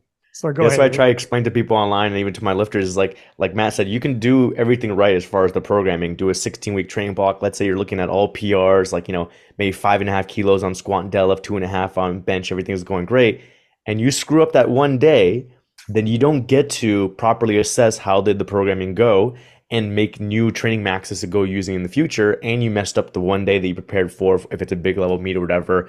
And you only get, a few of those per year. And so you can make or break yourself with just that meet day. And that goes with everything. A lot of the stuff which is in the book, which is like the making the weight, the warming up properly, the having a game plan, picking the right third attempts to be able to show the strength that you built throughout the training cycle. Yeah. You want to be able to literally and figuratively reap what you've sown. And so it's just, you can't leave it up to chance. You have to hire a professional. So, and that's why intentionally, you guys both commented and you said, and I appreciate the compliment. You both said that the book came with like a lot more than you thought you were just getting. And that was one of the things that I wanted to make this book. I wanted to make it the most comprehensive, the most thorough, the most extensive and detailed book that I could possibly make it. So that's why I talked about every imaginable thing. It's like I try to put myself in the shoes of a lifter and say, what are the things that I would be thinking of on game day? What are the things that are important? And so let's cover all those things. And that's always the situation that I know that Arian puts himself in. When Arian's been hired by a lifter, or when I've been hired by a lifter or somebody, it's like you try to put yourself in their shoes and you try to imagine, okay, what would be the perfect day of going 9 for 9 and hitting PBs in all disciplines? So I get 9 for 9 and 4 PBs. And what can the coach do to help facilitate that? That's the question that I kind of ask myself. And then you try to meet the needs of your lifter. And so that's what I tried to do with this book, is try to literally just uncover as many stones as I possibly could to put lifters in the best situation to succeed. Yeah. Like I like how you mentioned the book as well, a lot about the rules and mention some of the rules. Like one of the things I always see at nationals and sometimes at worlds is on squat, the lifter will get 2 red lights with 2 red cards, and the coach will then look around, like wondering what's going on and trying to ask the referees, hey, what was the call for? When a red card in squat is literally one thing, it can only be one thing, depth. It's like, okay, you clearly did not read the rules, and maybe you're just a programmer, not a meet day handler. So like that's like one thing that stands out to me immediately. Like people look at the red card and they don't even know what the color cards are, and they're trying to coach someone at a high level meet. And the other thing I just wanted to circle back to that you mentioned with the Gata, yeah, I'm not sure what happened either, because at Junior Worlds, it looks like they did chip some. They did 138 in the opener, but then 147.5 in the second, and then 156 for the third. So they chipped the first and the third, not the second. And then Europeans, they did 145 opener, so I'm guessing that wasn't the record, and then 152nd on this, 156 on the second and third. So they did chip. So they did start chipping. But the point I want to make that you mentioned is to, if you can chip on all 3, or if you can chip on second and third, to chip it. Because some people are like, oh, no, I'll chip it on the third. But how do you know you're going to make the third? Yeah. What if you miss the third and you're stuck with your second? So you should chip the second too. So for example, like with Jonathan Garcia Worlds, we chipped the second just to get the minimum half a kilo, get the world record, and then chip the third again as well. In case if we did miss the third, you have the second to fall back on. Yeah. Of course. Yeah, you always want to force your opposition to do something that they don't want to do at the end of the day. And so if somebody doesn't, if they're not a deadlift specialist, or they don't have the deadlift world record to play around with, or whatever, or the American record, or whatever it may be, like Ryan said, they're going to have to go up an extra 2.5 kilos to beat you. So why not play that card? And to your point, play it on every single opportunity that you get. I just don't see why you wouldn't. If you're a coach and you're listening to this, even if you just coach on a local level, you know how much better you're going to feel if you just grab this manual, go over some of these chapters and be like, what is a lot number? How do the lot numbers work? Higher means I go second, yes, if there's both the same weight, like just hash this out and just figure, just skim through this bad boy. You're going to feel a lot better walking into that. You even have strategy if you're coaching someone with a big subtotal, if you're coaching strategy, if you're coaching someone with a big deadlift, and how fake deadlift openers or placeholders for your final deadlift to throw off your intentions for your final deadlift, force the hand of the people, before you to make decisions, and then you go and how to do these things.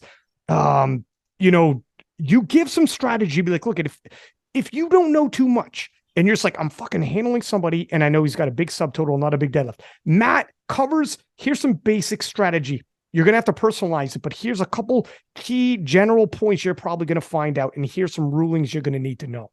And just, it'll alleviate. Trust me, it's a good idea, because it kills me how, in terms of our game, everybody will be in the comments breaking down world champion squats, for God's sake. So you should have done this, should have done. Everybody is so knowledgeable when it comes to programming and technique, but nobody knows anything with handling, including rules or simple things with handling, or even acknowledge at certain points that handling's a part of it. And they're like, nah, we just go head to head, and the better lift, stronger person wins. And it doesn't even matter who's handling us. As a matter of fact, we'll have the same person handling us. It's like, this is crazy.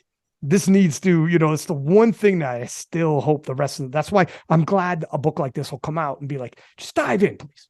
Dive in. If you're an athlete, get it, read it, so because maybe don't assume your coach does.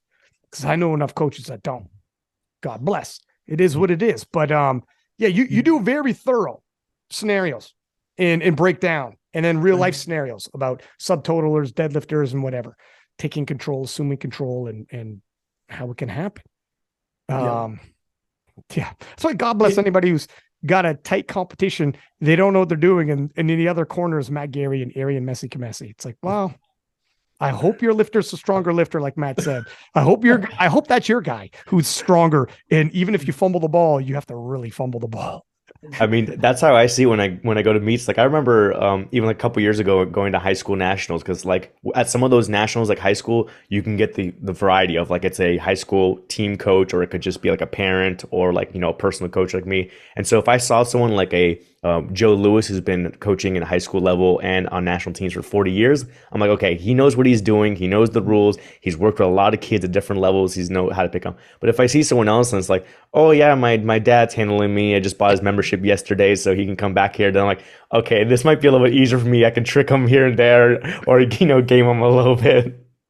Yeah, for sure. Yeah, those are the types of people, that fake openers and those sorts of things. You're gonna dupe those people into either under or overestimating you, and so you're not as likely with those sort of scenarios to fake somebody out at a world championships. I mean, you still can, but oftentimes you won't. So I've one story real quick. I'm for a deadlifting situation. Calf, we got himself. I've said this before. Some people might have heard it, but Calf, we got onto the world team one time. We were in a tough battle. This kid was a subtotaler. Calf, we broke the world record with deadlifts, and we knew, to your point that you had said earlier, he was going to go for a national record, but we also knew he was going to build the majority of his total in the subtotal.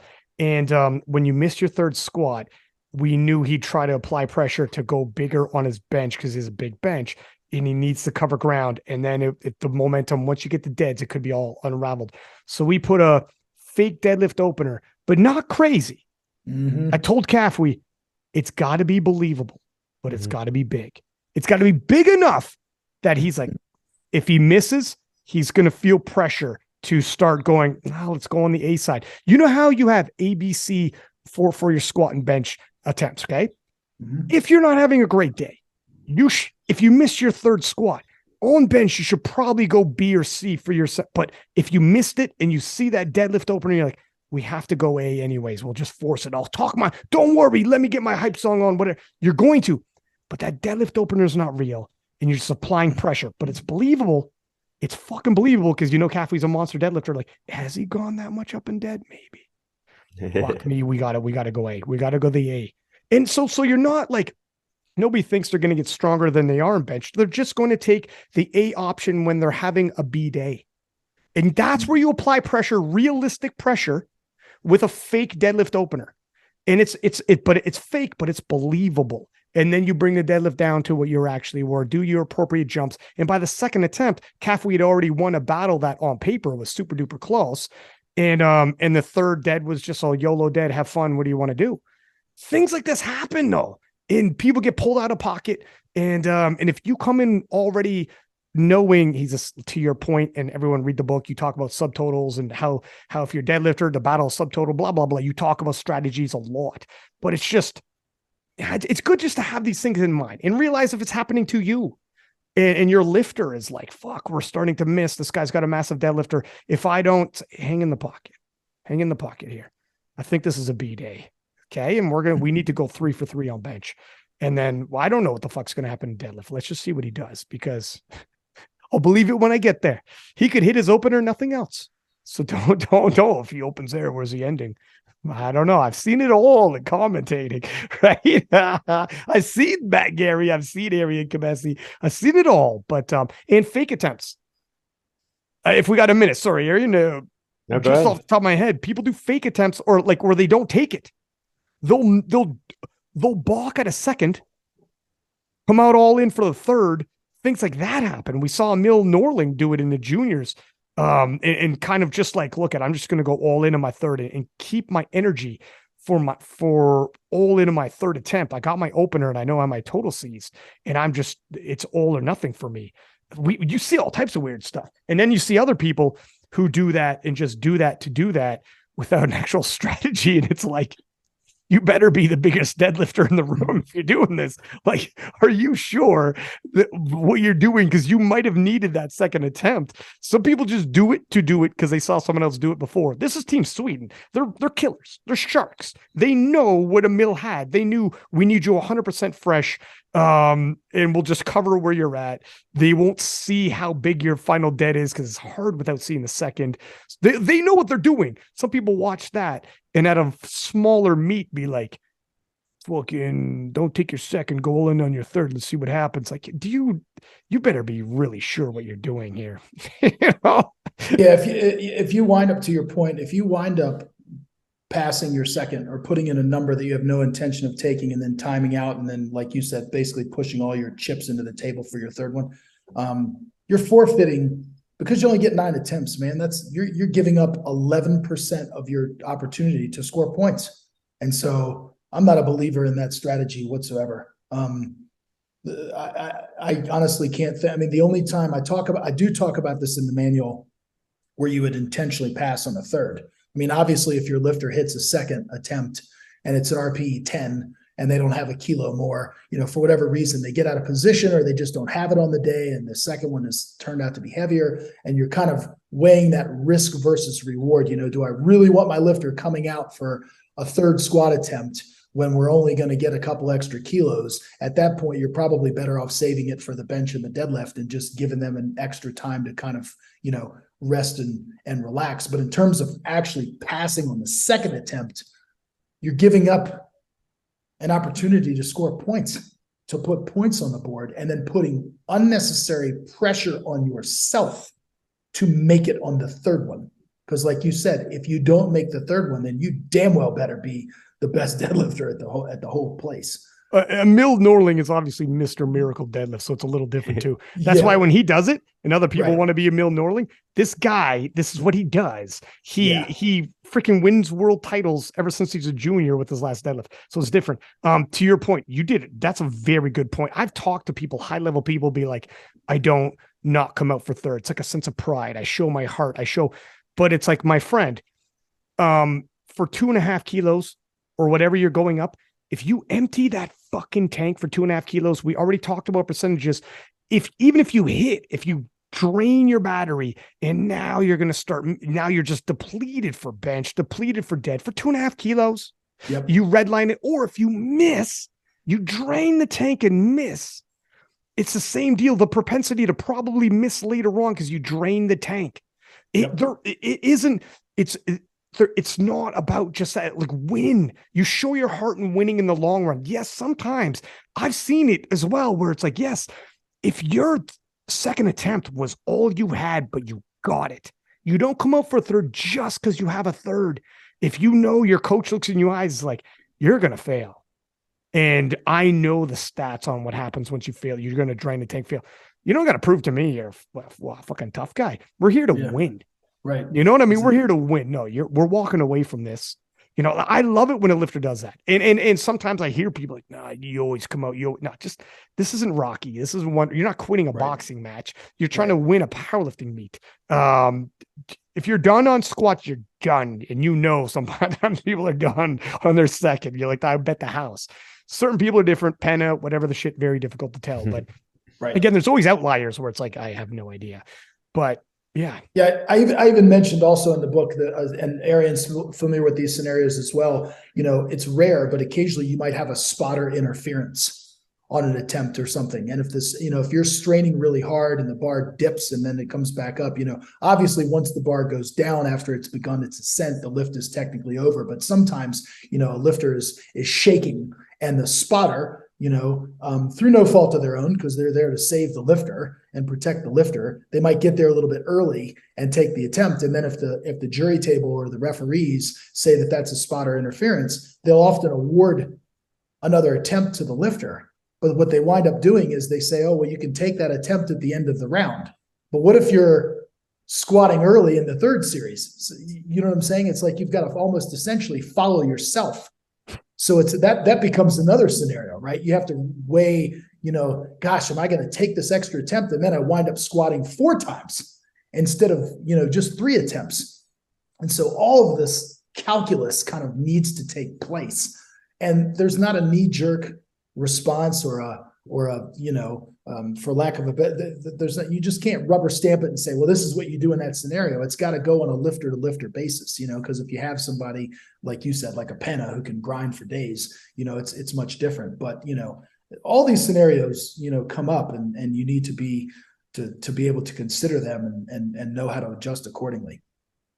Yeah, I was gonna say there's no way to like calculate it. Like, let's say you have a flight of like 8 lifters, like, oh, deadlifts are going fast, so we'll pass on our second, save our energy for third. Well, how much energy are you saving to be able to do however many more kilos by going from 8 lifter rest to 16 lifter rest? It's very hard to calculate. And then, yeah, the risk to reward is like, yeah, I'm looking at Emil's attempts and they jumped 25 kilos. So if you missed the third, you lost out on maybe 15 kilos, 20 kilos that can really change your placing. So like, what's the risk there to save an extra 7 or 8 minutes to recover? So it's really tough to calculate. But I do the same thing. If someone really grinds out a second attempt squat, let's say, and you know it's going to affect their deadlift, it's like, what's the point of getting an extra 2.5 kilos on squat if it's going to drain you like 5 or 7.5 kilos on deadlift? Yeah. You might as well just pass, give them some extra rest, and start warming up for bench press and save that energy for the deadlift. Yeah, and to your point right there, you're if that were to happen on a second bench, or if they absolutely hit a limit lift or a grinder of a second bench, you're probably more likely to come out for that third bench than a third squat. However, I think we all know and can attest to the fact that sometimes benching and getting into that arch position can fatigue your back as much, if not more, than squat. So if you're so it's like setting up for the bench press and getting in that arch position can really fatigue you and fry your back. So again, if it's like, gosh, if it's just for an extra 2.5 kilos, and I know, I mean, in the 47, in the 52s, and the 57 kilo weight classes, man, you're fighting tooth and nail for every single kilo. Like 2.5 kilos can be huge, man. Yeah, it can be huge. But again, there's not this stock reply, but you just kind of ask yourself, gosh, is it really worth it? And if it's for one of your bigger lifters who's big and strong and they hit a limit lift on a second attempt, it's like, nah, man, go back in the warm-up room, like, get ready for deadlifts or something, or get ready for the bench or whatever discipline, because it's just not worth it. You're going to fatigue yourself too much, and that's going to mean a lower total at the end of the day. Yeah. I was looking at that battle with Emil Norling, the one I think you're talking about, Ryan, and yeah, maybe they had some additional like knowledge on what they knew Emil was capable of, even though they're national team coaches. They probably seen his training, and also it looks like third place was a big enough drop down, like 35 kilos down. So they were just pushing all their chips in, like, hey, we're battling first or second, maybe save our energy, go all out for first. If we don't get it, we still get second. Versus if you're in some other kind of battle, you could be falling to third, fourth, fifth by doing that kind of jump. So yeah, like Matt says, really case by case. And some of these things, as a coach, you just have to make a decision and then, analyze after a fact whether you thought it was good or bad. And there's no way to know going in. Yeah. Yep. Do you got some more questions there, dude? Because we got quite a bit in here on his. It just depends how much more you want to go, because I know you have your next meeting in less than 20 minutes.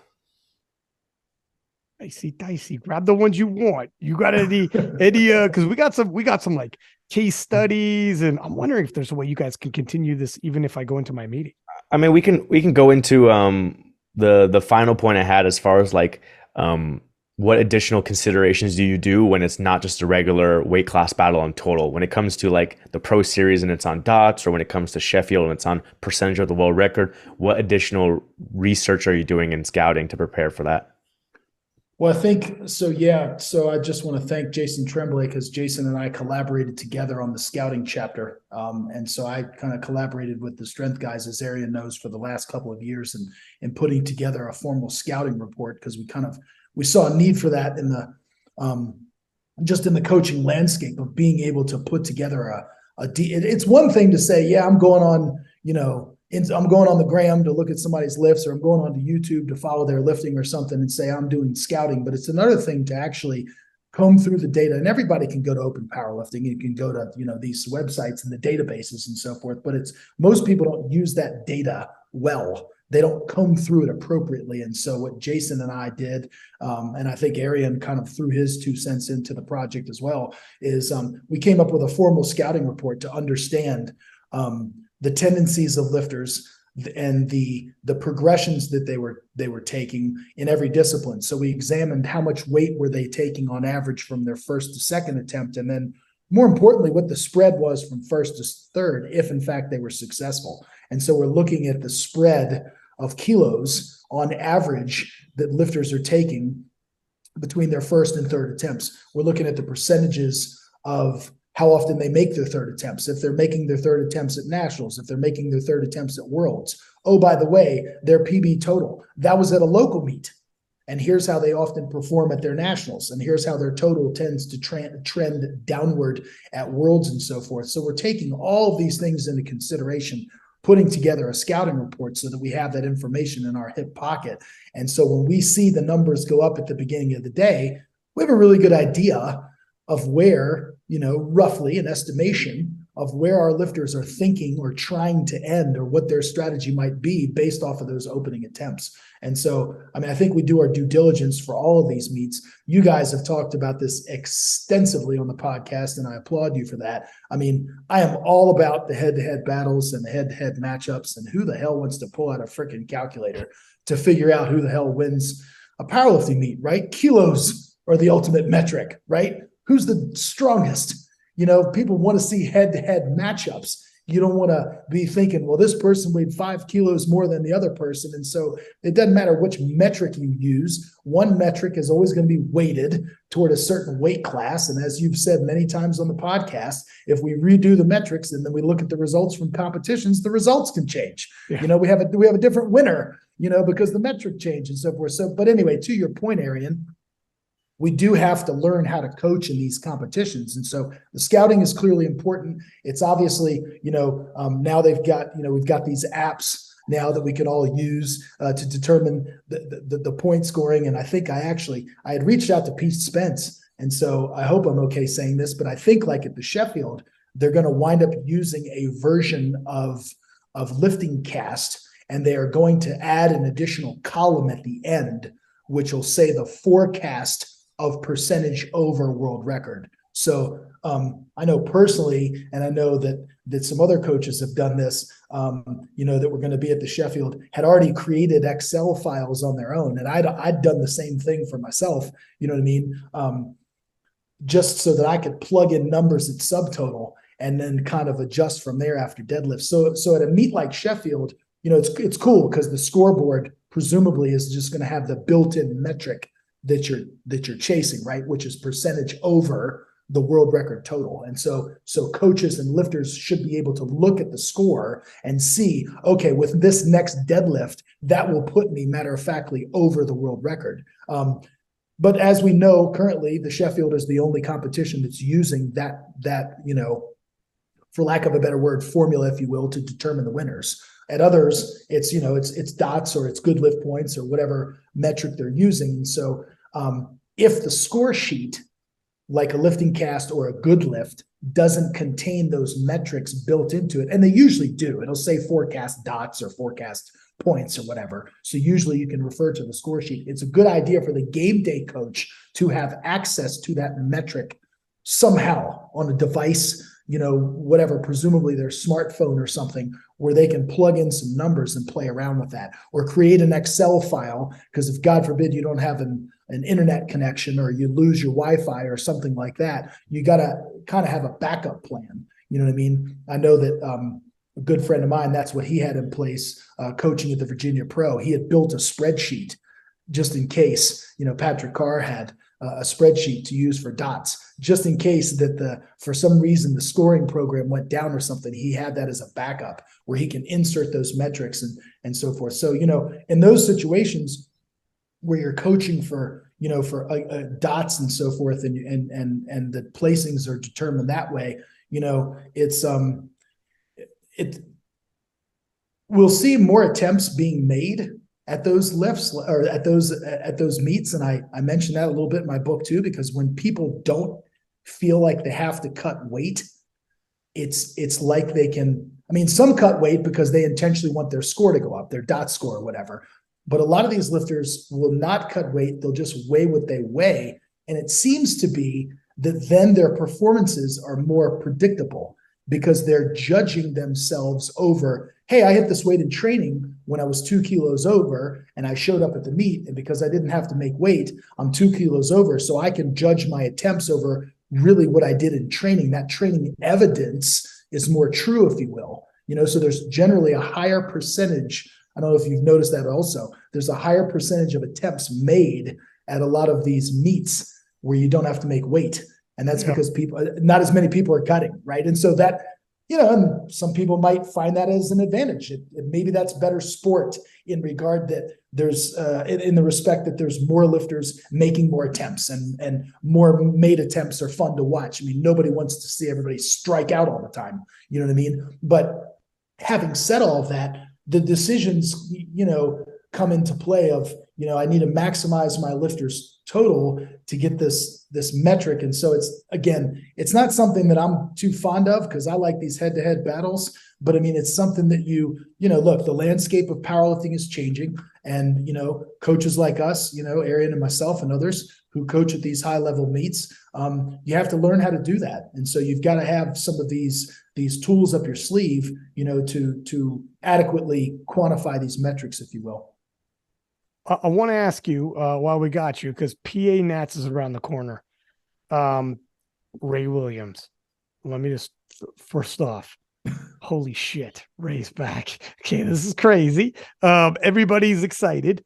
Now, Ray Williams has an opportunity, and my goodness, have the stars aligned, my friend. He can become the American champion, hit Carpino 1, go to the world championship, and clinch, would this be 6? Title number 6? World title? And if he does, first off, he's the GOAT. He's already the GOAT, but my goodness. And then Jesus Oliveros over in Sheffield could do the tested world record, untested world record, as well as possibly win Sheffield with how this young man's putting up. Imagine finishing this year with Jesus having broken those world records, tested and untested, all-time world record at Sheffield. If he beats Taylor and wins Sheffield, oh my gosh, even if he doesn't, it's still incredible. And then Ray is now the reigning world champion for the 6th time, unprecedented already at 5, but 6 at the IPF Worlds. The second half of 2023, if these colossal giants clash, and anybody, listen to me, SBD, if you're listening, get them to Arnold Europe, get them to, this is can't miss. This is can't miss entertainment here. This is better. Ray winning a world title and then them clashing is like, okay, in terms of selling it. Crazy, my friend. What are your expectations at Ray at PA Nats, and like, what's the game plan here? What are we looking at? Well, I know that's what you're praying for, like in Ryan's perfect world, right? Because you're a hopeless. I know it is. It's a great world, and God bless you, man. I know that's what you want. You want Ray to make the team. Yeah. You want Jesus to knock it out of the park at Sheffield. Knock it out the park. And you want for the U.S. national team to not take 2 supers, so that Ray. Just one, so that Ray can claim the 6th title at Worlds, presumably, and then have them clash down. Dana White would call. If this happens the way I just said, Dana White is going to get on the phone and be like, how do I get you guys on the other card of the next UFC? Right. I mean, I would love, listen, if Jesus makes a world, like, obviously I'm not cheering against Jesus making a world teams. I'm just saying, if he doesn't, I'd be the first to tell Jesus, my friend, don't fret. You could not set up the movie better. You Ray Williams, if you face Ray having just won the world championships for an unprecedented 6th time, and now he's the world champion, you could not have laid the table better, my friend. If this is the greatest consolation prize you've ever heard. And while in the short run, you'll be like, damn it, I missed out on that. In the long run, you'll be like, that was a movie. We're about to make a movie in the second half of 2023. Yeah, you are, kid. Yeah, you are. And the whole world will stop to watch it. If you thought people would stop to watch Ray versus Jesus now, let Jesus become the or let Ray become the world champion and Jesus be the Sheffield, dynamo he's going to be. Then let them clash, my friend. But that's my world, and it's sunny, and the flowers are beautiful, and money off trees.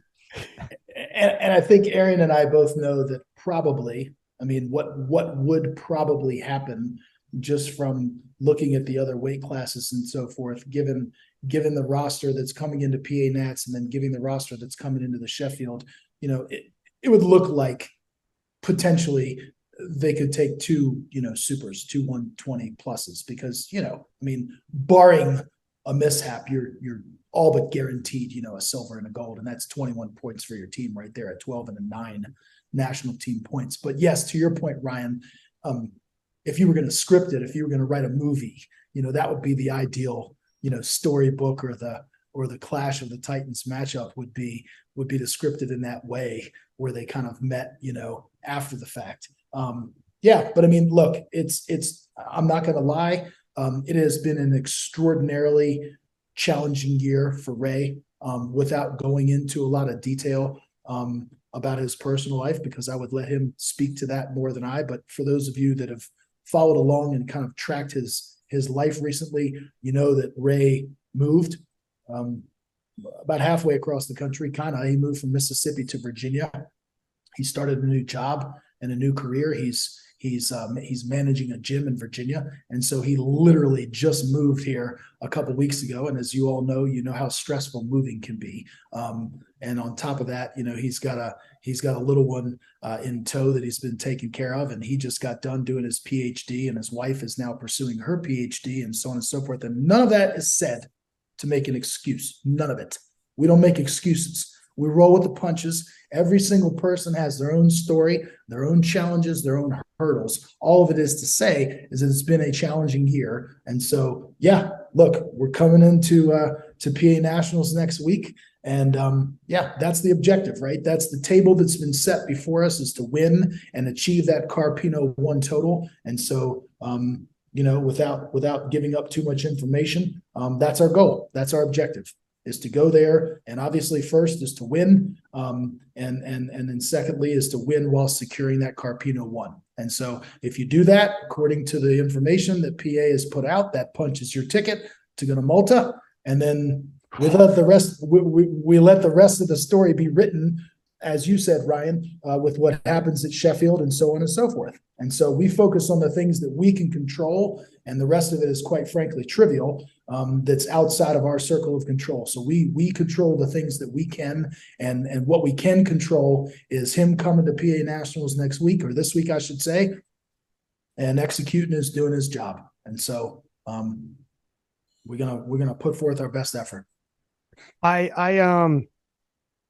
Well, first off, I mean, Ray's Ray. Everyone goes, I can't imagine Worlds with Ray back again now, and what people are going to react to him. I don't know if you're on TikTok, buddy, but I posted Ray's squat that he did in December on TikTok, and it got 1.4 million views. And it's got like hundreds of thousands of likes. People just going nuts. And they're like, he's back. And I'm like, tune into PA Nats. We'll see. So him and Malta, it's going to be nuts. Whether it's Jesus and him in Malta, people will go nuts, or whether he's just doing his damn thing and people are going to go nuts. What do you think? We gave percentages on our Carpino scores. What do you think your percentage? Can you give your percentage, or what do you think? I'm going to refrain. I need to hold my cards close to my vest on this one. And fair. Yeah. If you don't mind. But we all know that Carpino's got that's the big one. Carpino is the name of the game when it comes into these PA Nats. I think people who previously walked into these PA Nats had no idea what Carpino was, and by the time they're done listening to all these podcasts and done listening to live stream, they're like, yeah, I gotcha. I understand what it's all about. And people are like, he's won. What's the significance of him doing this, that, and the other? No, there's a bigger picture going on. Yeah, I can't wait, man. It was weird because last year was Jesus hitting 992 squat and beating his chest and doing the whole, it was amazing. And then this year, Jesus is gone and we have a Ray, and it's something special, man. If somebody hasn't seen Ray perform on a live stream or in person, you got to get there. Yeah, when you have lifters of that physical stature and of that strength, it's must see TV, man. And when you can be in the same room when those types of weights and those titans are literally walking around and executing and lifting, it's fun to watch, no matter what the outcome is. Aaron, you got anything else you want to throw out there? I told my people I might be a few minutes late.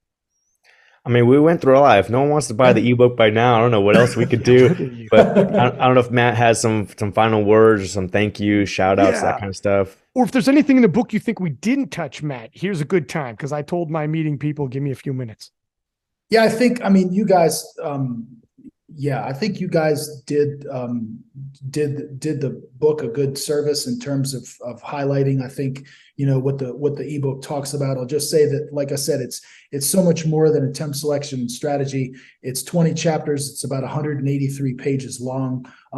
It has truly been a passion project of mine, and it's something that I put a lot of time, a lot of thought and effort into, and just 28 years of experience and 28 years of being in the trenches and coaching, at the local level meets all the way up to the world games and everything in between. And I tried to just share as much as I can. And so my goal is like I said, to put the most comprehensive text out there that I possibly could, that covered all the angles, as many possible scenarios that I could think of. Naturally, you're not going to think of every single one, but you think of just about every imaginable scenario.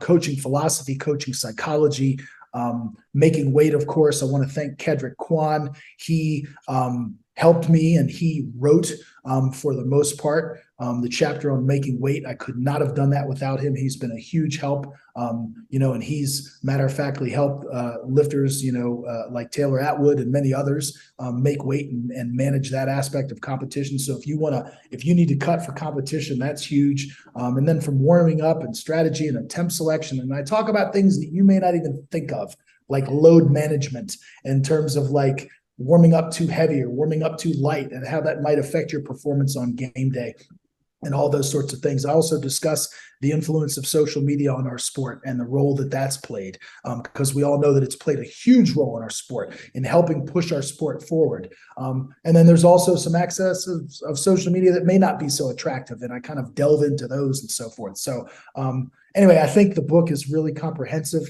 and like you all said, I think it can help the novice up to the elite, and the coach and lifter alike, and even people who aren't powerlifters but just do the big three lifts.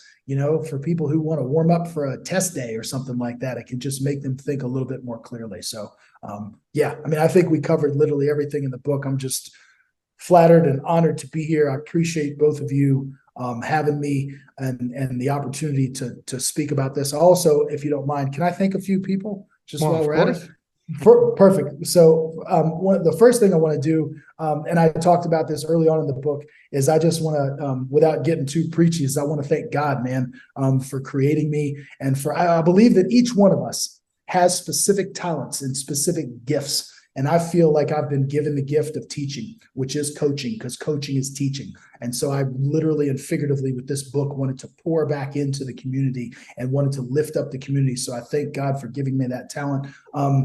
I mentioned in the dedication to the book, I wanted to thank my mother for serving as an example. My mom fought multiple sclerosis for nearly half her life. And so she taught me what it meant to be tough. And it's not, strength is not just measured in the kilos that you lift, but it's also it's also displayed in your character and the way that you carry yourself. And so I want to thank my mother for that. Clearly, my wife, Susie, for all the love and support and encouragement. I want to thank Dr. Eric Helms. Ryan, you were just on his podcast with Omar and Eric, and Eric was hugely instrumental in guiding me through the process of getting this book into its written form. And so I want to thank him, because I got on many consultation calls with Eric, and he helped to steer me and mold me and mentor me through this process. So I just want to thank him. His encouragement has been invaluable. Naturally, I want to thank Jason Tremblay, of course, because he helped me with the scouting chapter. Kedrick Kwan, as I said, because we collaborated on the making weight chapter. I want to thank each and every single lifter that I've ever coached, because you all bless me with your effort, you bless me with your execution, and you bless me with your coachability. And even the lifters that I've encountered that Arian and I have talked about that have been abrasive, and the very few that have been uncoachable, I want to thank you too, because you show me what I'm looking for, and you show me the coaches and the people that I want to surround myself with. And then lastly, I want to thank Arian. Arian, thank you for leading this podcast and for being my trusted colleague and my peer, and also something that I look to, and something that I look forward to coaching with you. I look forward to coaching against you, because guys like you who are really good at this make me better. And of course, Ryan, I just want to thank you, and just King of the Lifts, man, for providing this platform. it sounds cliche, but I've said it before. You've been one of my biggest proponents and one of my biggest cheerleaders. And man, I love you for that. And I'm so indebted to you and so thankful. And mostly because of what you're doing and what this podcast is doing to push this sport forward. I can't say that enough. So God bless you both, man. I just thank you both so much for giving me this opportunity to come on here and talk about my passion, but just moreover in general for pushing this sport forward, because it's people like you two that are helping to take this sport to the next level. And I'm just very thankful. Dude, right back at you. I mean, listen, you are a bridge to our past in terms of all of your knowledge that you bring from right back into the 90s and all of the war stories and experience you have right into like just where the federations began. Like you're one of the forefathers, and it's something to sit down with a guy like you who was there. Like I was there before USAPL was even in existence. I was there when it was created. I was there when, and just to like, it is something, man. Like when someone like that walks in the room, you get him a chair at your table, you do these things. And again, like, and if anyone's listening to podcasts, this is the blind spot that I think people have when it comes to the game and how much handling is a massive, it's a massive thing. And when you talk to people who talk to someone who knows the game, say Matt Gary, and they should know who Matt Gary is.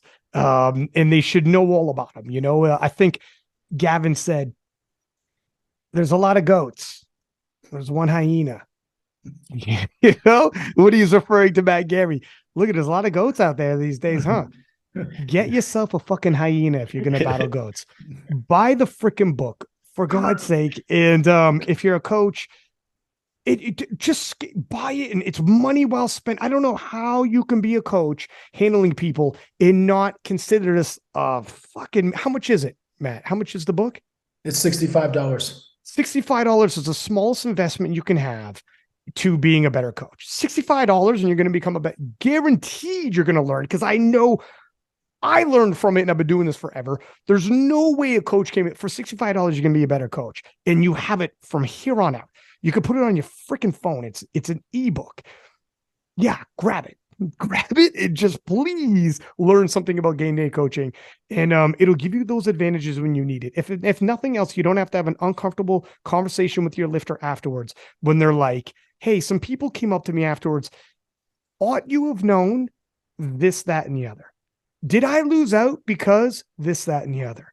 Because people will jump in DMs and be like, hey, you know what happened to you, huh? That's what happens these days, right? So don't do it, or don't make it an awkward recap event on a podcast. I'm like, oh shit, somebody dropped the ball there. This is awkward for me to talk about. It always happens. Mistakes happen, but if it's through ignorance, here's an opportunity. Educate yourselves.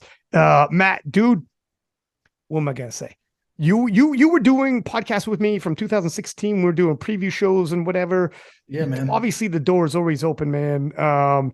Thank you so much. I think the world of you. I'm going to see you in a few days, Arian. Boys, we're gonna be talking in a few days' time. Yeah, we'll see you at PA Nets. Looking forward to it. And dinner on Sunday night, and every night in between. We're gonna hit up that barbecue on Saturday too. Yeah, we'll have plenty of time to hang out, fellas. Yeah, all right, sure. Everybody, wherever platform you're listening on, please do subscribe. Give us high ratings. By all means, tag us. We will repost. Until next time, 6-pack Lapadat, 6 up, and we are out.